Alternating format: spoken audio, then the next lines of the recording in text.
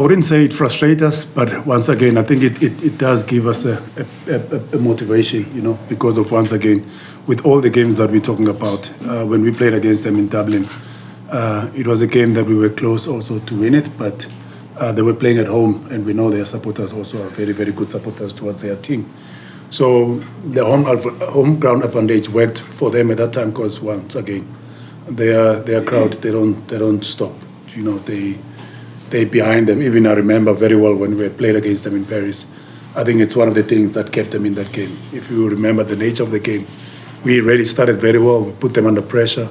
It's just that certain things that we didn't do well, the position that we had in that game, and we didn't convert into points, you know. So I wouldn't say we're frustrated because, once again, like I always say to people, the lessons that we've learned in that game when we played against Ireland in our group stages in Paris, I think that is the game that actually brought us tighter and closer, and we've learned more in that game than any other games we've played in the World Cup. And I can tell you now, the opportunities that we've missed in that game, they helped us when we played against France.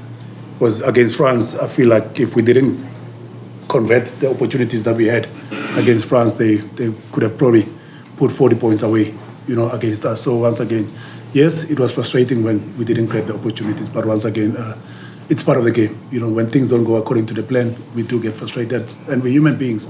But once again, our job as coaches is to make sure that we go and rectify all those mistakes and make sure that we analyze and see where we can get better.